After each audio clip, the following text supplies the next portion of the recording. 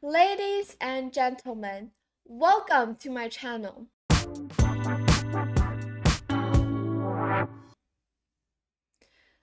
Today we're going to be taking a look at the 2025 Grenke Chess Festival. In this tournament, our main focus is the Fischer Random section. There is also the Classical Chess section, but in the Fischer Random, in the Freestyle Chess Open, there are the world's top strongest chess players participating. And we have Fabiano Caruana, like Arjun Erigizi, Vincent Keymer, and lots of strong chess players. Like these are like the world's top 10 or 20 players, and they are all participating in this tournament. And there's this one player who has just been so outstanding. And if this player hasn't really participated in this tournament, then, for Fabiano Caruana, Vincent Keymer, Arjun Erigizi, and many more players, they might still have a chance for first place to fight for the champion title. But then this player appeared, and basically he is like the Terminator of all of the other players, like dream for first place. And this player is not an ordinary person. He is a brilliant chess player and a genius, and he is none other than Magnus Carlsen. The Grenke Chess Festival has already ended, and guess what? Magnus is on a full, perfect and brilliant score, 9 out of 9. It's a perfect score, and he is the champion of the Freestyle Chess Open. He has just been playing flawlessly and playing against so many grandmasters, but and especially in these kinds of freestyle chess, there are no openings considered. He still managed to play extremely well with all of these strategies in his mind and how to coordinate or maneuver his pieces. He is just simply nailing it. And today in this video, first of all, I'm gonna take you guys to look at this article really fast, and then I'm gonna take you guys through two games that he had played, and these two games are round 8 and round 9. But before that, I'm gonna quickly read some of the backstories. Grandmaster Magnus Carlsen has won the 2025 Grenke Chess Freestyle Open with an out-of-this-world perfect 9 out of 9 score. He had already won the tournament with a round to spare in round 8, which is already very impressive. But round 9 was about cementing his legacy of dominance. With a final win against Grandmaster Vincent Keymer, Carlsen's performance will stand in history alongside Grandmaster Bobby Fischer's astronomical 11 out of 11 score in the 1963-64 US Championship and other such results. But these results are extremely rare, and Magnus is making a historical moment or score once again. And since Magnus had already qualified for the Freestyle Chess Grand Slam event in Las Vegas coming up in July, a player in the tie for second place, where there are actually 7 players fighting from the tie breaks, fighting for second place, will earn that spot. There are 7 players in that tie on 7 points, and the tiebreaker will be played at a later date. So still the situation is extremely tense, fighting for second place, but already Magnus says it's none of my business anymore. I am already the champion, the decided one, and I am on a perfect score. And that's all he needs to care about. So this is what is basically happening right now in this tournament. Magnus is already enjoying everything, but still there are 7 more other players competing for second place. Alright, and now let's take a look at this first game in today's video. This is round 8. Magnus is with the black pieces, and he is facing Grandmaster Rauf Mamedov from Azerbaijan, who is actually a very strong grandmaster. But this is freestyle chess, or Fischer random chess, and as you have noticed already, the back rank pieces are all on different squares. The king is, between these 2 rooks, so that still it can castle both sides. Other than that, all of the other pieces are just placed randomly, no patterns or anything. And here Magnus is with the black pieces, and first of all, let's quickly take a look at this position. We see that we have the queen and the rook in the center of the board, so it's actually very logical to start playing in the center first. And that is exactly what white decided to play here, and Mamedov here played e4. And Magnus played c5. Well, it looks like it's the Sicilian defense, but unfortunately, the pieces are not where they should be at. Just the pawns are, like the Sicilian pawn structure, but that's all, like, the only similarity. So we have c5. Magnus is opening up the bishop's diagonal, and here Mamedov played knight f3 developing. Here we have the move d5. So Magnus is already putting some pressure or offering some exchanges in the center of the board. And here Mamedov decides to take on d5. But Magnus here simply says, I'm not going to take back immediately with my rook. And here he decides to play knight b6. This is a really nice option because if you take immediately with your rook, then actually it will allow white to develop really fast with c4, first of all, attacking this rook and gaining a tempo. And it's the best way to get this, it's best to get this rook back to d8, but then simply white can develop very easily with knight b3, attacking the c5 pawn, and white is much better here. So Magnus instead decides to develop his knight first with knight b6 and ready to take this pawn on d5 on the very next move. And here Mamedov decides to play d4, saying that if you take on d5 right now, of course, if you take with the knight, you lose the c5 pawn, but also white can also play c4 at this point, and after the knight moves away, then take on c5 is even better than taking immediately. But here, that is why in the game, Magnus, instead of taking on d5, taking with the rook is possible, maybe, but it is not the best, but white can play knight b3, for example, to attack the pawn, and if black takes on d4, then white can take back with the knight and have a really fast development in the center of the board. And here Magnus played the best reply by playing this check on b5 first, checking white's king, and here Mamedov blocks with the queen, and Magnus exchanged the queens off the board, and after king takes c2, here he played c4. Simply he doesn't want white to push c4 at any point, and now he is finally threatening to take on d5 safely on the very next move. c3, defending the d4 pawn as well as opening up the diagonal for this bishop, and you might be saying, okay, finally Magnus is going to take on d5. But unfortunately, Magnus says, no, I'm still going to wait for a couple of more moves, and he played knight f6, developing another piece. But then you just realize that basically there's nothing that white can do to defend this pawn. If you push it further up the board, black can just simply take back. So the pawn can be taken by black at any moment. And here, white simply developed the knight with knight c2, and here Magnus developed his bishop f5. We have knight a3 offering a bishop trade, bishop takes, knight takes b1, and finally, Magnus took on d5 with the f knight.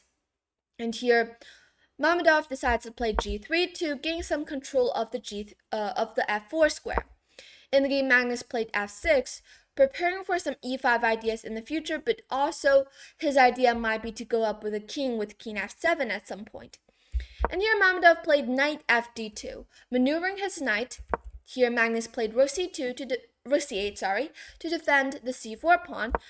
But actually, you can also, if you want to, black can also decide to play short castle to get the king to safety first, and then maybe at some point prepare for some center attacks with e5. But what was played in the game, rook c8, is also completely fine, and here Mamedov played knight e4. So his idea is to maneuver this knight to a better square on c5 and to gain some control and put some pressure on these light squares. Magnus played bishop d6, and here Mamedov played king d2. So his idea is actually to get this king to c2 to the queen side, because if you keep this king in the center of the board for too long, then in the future it might create some bigger weaknesses, especially black can launch a very deadly attack in the center to open up more files to check this king. So at that point, the king might be causing a lot of trouble. And it's actually best to get the king to safety first. Here, Magnus played f5 to attack the e4 knight, and here, Mamedov decides to take on d6.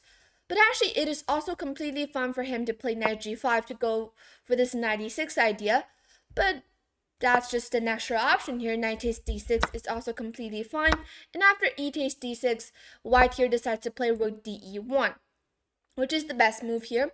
Magnus played king f7, and here Mamedov played king c2, getting his king to safety and opening up the diagonal for this bishop to develop. But actually, what you can see right now, the main problem of white is that white is having some trouble developing his minor pieces. And for black, black's two knights are, working together extremely well, and the position is so far kind of closed. The pawn structures in the center are basically fixed. So at this point, it might be like in a more positive situation for black, because black is the side who has two knights, and you should know that the knights work much better together in closed positions. And here, Magnus decides to play knight d7, maneuvering his knight and coordinating them to better places. Here, Mamedov decides to develop his knight as well with knight d2. Magnus pushes pawn further with b5. And here, Mamedov played g4. And g4 is the best move because if white still just moves back and forth with a knight, for example, and not create any counterplay, then for black, black is gonna push the pawns further up the board on the queen side very easily, and at that point, white won't be able to put any pressure on black and might lose the game in a very high possibility. So that is why Mamedov finally decides to create counterplay on the king side and pushed g4. Magnus here decides to play knight f6, simply ignoring it, because if you take on g4, even though it might seem like you are up a pawn at this point, but sometimes quality is actually the quantity is not as important as quality, especially in this position. Even though black is up in material, but then you should know that even though you're have a quantity advantage, but you get your opponent's knight to improve in its quality and play knight e4. It is much more active here on the e4 square, threatening knight d6 as well as knight g5. And suddenly white has a lot of counterplay. And you should also know that these two pawns are doubled pawns, so it's actually not that clear for black to improve. And that is why in the game, Magnus simply just ignored it and played knight f6 following his idea. And here, white decides to take on f5, but taking a pawn would mean wasting a move to develop other pieces. And here, Magnus played knight e7. And other than that, black is also in time to take the pawn back. And here, white decides to play knight f3. But here, Magnus simply takes on f5, and even though white can give this check on g5, but then after king g8, the king gets the safety and there are no more checks for white and no counterplay. Here, white decides to play knight e4 to offer a trade of knights, and Magnus happily takes on e4. After rook takes c4, he played king f7 to go up with the king, and as we can see right now, material is even, but after a couple of exchanges, we see that it is now bishop versus knight. And at this point, we just simply compare the activity, the activeness of these two minor pieces, and it's very clear that this knight is slightly more active than white's bishop on c1. So black is slightly better at this point. Here, Mamedov played rook h1 to develop the rook, but simply Magnus says, I can trade off all of the major pieces and go towards a minor piece endgame, and at that point, my knight will be able to dominate your bishop. Here, Mamedov says, I'm going to play f3, and if you take on e4, then I am going to take back with the f-pawn and have a big white center. So Magnus says, I'm not going to allow that, and instead he played this move h6. And the usage of this h6 move is that it prevents white from ever playing bishop g5, but also at some point prepares to push g5. And here in the game, white develops the bishop, and here Magnus decides to play d5 to attack the rook. Rook comes to e5, but here we take on e5, and after rook takes e5, Magnus played knight e7 back to defend the d5 pawn. Here, Mamedov plays rook e2, just simply starting to move back and forth. Magnus played rook c6. Definitely, he has a very clear idea. He wants to trade the rooks off as well with rook e6, or even his idea will be to go rook g6 and slide into white's position this way. And here Mamedov played bishop e5, so fixing his bishop on the e5 spot and putting pressure on the g7 pawn. Here Black decides to play knight f5 to activate his bishop as well. Mamedov played king d2, Magnus played rook a6. Attacking the a2 pawn, Mamedov played a3, and Magnus swings the rook over to g6. Mamedov played king e1, rook g1 check, king f2, rook b1. And suddenly we see that Magnus's rook is already deep into white's territory. Even though right now it is attacking the pawn and the pawn is being well defended by the rook, but we should know that this is the attacking rook and this is a defending rook. And this rook is much more passive than this b1 rook. So Black is actually having some chances. So this rook is limiting white's this rook is limiting this rook's movement. And this knight will be able to dominate this bishop and pushing the pawns further on the king side. So Black is having some chances here. Here Magnus played a6, fixing all of the pawns on light squares. And here bishop d8, king g6, king g2, king h5. Basically, both sides are just maneuvering their pieces, going back and forth, but Magnus is slightly making progress.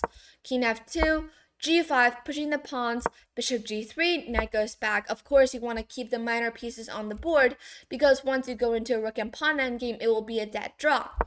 King g2, rook d1, and here, due to some time problems as well as the pressure in this position, White made his first mistake by playing king h3. And here actually what White can do is just to go back and forth like bishop king f2, king g2, or just bishop c7, bishop g3. And it is still unclear for Black how to win in this position. But he played king h3. And simply Magnus played rook d3, attacking the f3 pawn. And the king has to go back. And actually at this point, it is best for Black to play knight h4 to offer a knight trade. And after you take on h4, there's king takes h4. But as you can see, now the position is quite different. If you play rook e6 first to attack these two pawns, there's rook d2 check. And after the king goes back, there's h5. And knight h4 actually just immediately wins on the spot, but needs a lot of calculation. Because the king can just move back and forth, but Black can keep on pushing the pawn further up the board and go down step by step to win the h2 pawn at some point. But again, a ton of calculation, and here Magnus decides to go for the easy way or the more logical way, but not the best way, and he played a5, starting to push the pawns on the queen side. Here White plays king f2, b4, takes. Here White made a terrible mistake by taking on b4, and they lose on the spot. What White can do here is to move back and forth with this rook e6 or rook e3, or actually these are the only two squares that are possible for this rook to go to, rook e3 and also rook e6. But again, your calculation should be extremely accurate in order to still keep the game going. C takes b4 is the third best option considered by the computer, but it loses on the spot, which means that you only have rook e3 and rook e6, the best two ways to keep the game going. And the reason that c takes b4 is losing is because Magnus will show you he can play rook b3 instead of taking on d4. Because if you take on d4, then White can push the pawn, and this passed pawn is going to promote, and you have to play knight f4 to force the minor pieces off the board. But at this point, this is going to be a draw. Rook d3, you can also play rook e5 or something, king h4, and then b4 ideas are coming. This is a very obvious draw. But Magnus played rook b3, and after bishop d6 defending the pawn, but now the knight suddenly gets into the position and attacks the f3 pawn.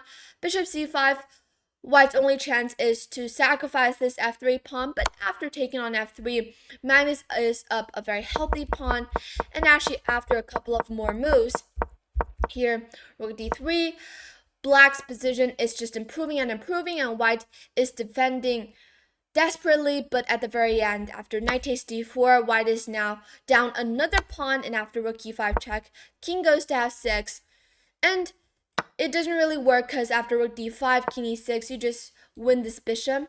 So white can't really do anything, and it's just down a pawn, and black is gonna start pushing the pawns up the board on the very next move, and black is winning. So this is round 8, and Magnus won this game, and it actually means that he is already the champion. But in round 9, he is with white pieces playing against facing Vincent Keymer, a very strong and young grandmaster from Germany. He is with the white pieces. I mean, he can lose this game or even just don't come to this game and still be the champion. But of course, he is in front of the board and playing just like flawlessly once again. He played d4, and as we can see, the pieces are again, like the position is again different from the one we just saw in round 8, but still the queen is in the center of the board, so Magnus decides to push the pawn in the center first, and here Vincent decides to play d5 to copy him. Knight b3 developing the knight, f6, knight c5 jumping into the position, knight d6, h4, a5, bishop h2 developing the bishop, b6, and here after b6, Magnus actually made a mistake directly in the opening by playing knight cd3. But actually it looks kind of really logical, right? Because at this point, black's pawn is attacking this knight, and this knight has to go somewhere. And the d3 square looks like the most logical spot where no pieces of black can attack it. But actually the best way here is to play knight a6, and after bishop a7 to play this c3 move. But of course, this knight is going to stay on a6 for a while, but it's not going to get trapped. It's actually going to have a better usage on limiting black's development, but it needs a lot of calculation, and you have to decipher, or you have to evaluate the position correctly or accurately. And that is why in the game Magnus played the more logical and human-like move, knight c3, and here Vincent played c5. Magnus played c3, c4, and knight f4. Magnus is actually moving a lot of knights in the opening, and actually that is the reason why black is slightly better here, because black is faster in development and also has a bigger space advantage. And in the game, Vincent plays b5. He is already improving on the queen side and gaining more space. Magnus played f3, and after e5, a small mistake by Vincent. Actually, he should have just developed with knight b6, just develop his pieces and then wait for the better moment to push e5, maybe on the next move. But here, without developing too much pieces, he played e5 immediately, even though white is also a little bit behind in development. But after black played this e5 move, it can be a two-sided sword. The good thing about e5 is that it attacks the knight and gains the tempo, but the bad thing is that black is also a little bit now slow in development and might create some problems on the king. Here Magnus decides to take on e5, and after f takes e5, takes on d5. It looks like it's a free pawn, but actually black can take this h4 pawn. But definitely this d5 pawn is much more valuable than this h4 pawn, which is a sided pawn and not really controlling anything. So I think at this point, giving up the d5 pawn for the h4 pawn in black's, this is a really bad option that black has made. Vincent takes on h4, and here simply Magnus plays g4. His idea is to develop his knight with knight g2 to attack this queen, and Vincent plays bishop a7, threatening this very cheeky queen f2 mate in one idea, and Magnus of course says, I'm not gonna fall for that of course, and he plays e3. And in the game, Vincent plays queen h6 back, because there's not much good squares for him to retreat to. Knight g2 is coming on the very next move, and if he goes back, there's bishop e5. So definitely he needs to keep this pin going, and he plays queen h6, also at the same time attacking the e3 pawn.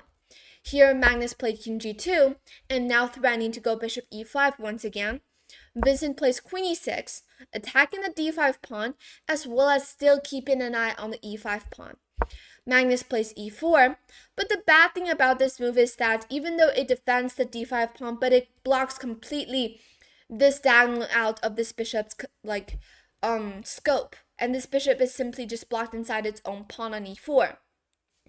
But the good thing is that white now has this really solid knight on d5. So Vincent decides to play knight c7 to trade this knight off.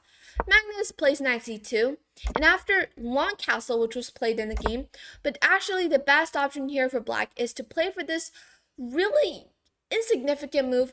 It looks really insignificant, but it is very necessary to play h5. And it actually just questions white. Are you going to take on h5 or not? But if you take, black can now take on d5, and after e takes d5, black can play queen f6 and play for queen g5 checks. And this king is kind of opened towards too many files, and also this bishop is gaining full control of this very important diagonal. But after h5, white can basically ignore it and play knight takes c7, and after rook takes c7, the best move is to play bishop g3. But at this point, black can swing this rook over to f7. The position is really messy, but black also has a lot of counterplay towards white's king. So h5 is the best option here, but it's so hard to see. And in the game, Vincent decides to go for the second best move, which is long castle. Magnus here decides to play knight to e3 to defend the d5 pawn with another knight, to defend the d5 knight with another knight. And here, Vincent plays a mistake with queen e8. What he should have done is, again, to play h5, but it is so hard to spot a move like that. And in the game, Vincent plays queen e8, which is more logical, and using this bishop to attack. And here Magnus decides to play queen e2, run away from this file because the rook is indirectly looking at the d1 square. The queen goes away, and Vincent here decides to take on d5, and after knight takes d5, he finally decides to play h5. At least he saw this move, and now playing this move is still not that late. Magnus decides to play bishop g3, and for black, black cannot take on g4 because this rook is still pinned, and Vincent decides to play bishop e6, putting some pressure on the g4 pawn, and Magnus decides to close the center with g5. It's worth noting is that you cannot take on e5 here, because after you take, it is possible, but not that good. And after h takes g4, rook takes h8, queen takes h8, and after f takes g4, queen h4, the bishop and the queen are going to attack the g4 pawn. Still, you can play something like bishop g3, and the position is still fine for white. But bishop takes e5 is not the best considered move here by the computer. And Magnus in the game decides to play for this more attractive move, g5, closing up the king side and now threatening to take on e5. Vincent plays rook d7, and Magnus here, he didn't take on e5 because right now it is not good, because after knight takes f7, white will be losing material. But in the game, Magnus definitely saw that, and he played rook d1 to defend the d5 knight first, and then threatening to take on e5. And here Vincent played h4. But what's interesting about this position is that, again, white cannot take on e5. Because if you take, even though white is not losing, but black can play queen h5 and threaten this h3 move and also this g5 pawn at the same time. Even though white is up a pawn, but white's pieces are just too uncoordinated and the pawns are just too weak, the king is too weak, and black has enough or even more compensation for the pawn. So in the game here, Magnus played the best move and simply takes this h4 pawn. It's a free pawn. Vincent plays queen d8. But actually, he should have played queen h5, which is more forcing. At least this bishop can no longer move because the g5 pawn is hanging. But in the game, Vincent decides to play queen d8, which is not that forcing. And here, it allows Magnus to play queen e1 and then prepare for g6 to attack the queen. And also, queen g3 ideas are possible. In the game, Vincent played rook h5, and Magnus plays queen g3. So still, he is wanting to attack this e5 pawn, and here a terrible blunder made by Vincent. It's actually very understandable because he only has 38 seconds left on the clock. And this position is not that easy for him to play because, White is defending everything flawlessly, and also right now White is attacking this e5 pawn. It's not that easy for Black to defend. And actually here the only move for Black to keep on playing is to play queen e8 to go back. The queen is staying it's the best for the queen to stay on e8. It defends the h5 rook, also runs away from this diagonal, and also defends this e6 bishop. So that right now White cannot take on e5 because after bishop h3 check, there's this discovered attack, and White will be losing his queen. But with only a couple of seconds left on the clock, it's not that easy to calculate, and Vincent decides to go for this very risky option, but simply just blundered. He played knight f5, thinking this was a tactic, but after e takes f5, rook takes d5, it actually taken with the bishop is even better, slightly better than rook takes d5, but it loses due to queen g4. And this rook is hanging. You have to lay bishop f7, but after here and after queen takes, there's g6. So bishop takes d5 loses to queen g4, and that is why in the game Vincent decides to take on d5 with the rook, but Magnus takes, and after bishop takes, once again he has queen g4. Bishop goes back, but now he plays g6. Even though it allows Black to give a check on d2, but the king simply goes to h3, and suddenly there are no available checks for Black. And right now, the pawn is attacking the f7 bishop, the queen is attacking the rook, and simply Black is losing material. Vincent takes on h4, but right now simply he is just down too many material. Bishop d5, bishop e4, takes. Also, White is threatening to play f6, g7 to promote, and after queen h6 check, king goes back, queen g5, queen blocks, queen check, king goes up. Here, king c7 was played, but simply anything is losing here. And after f6, pushing the pawn, bishop f2, king h3, bishop c5, just a very clean and smooth win at the very end after queen d2 and then king g3.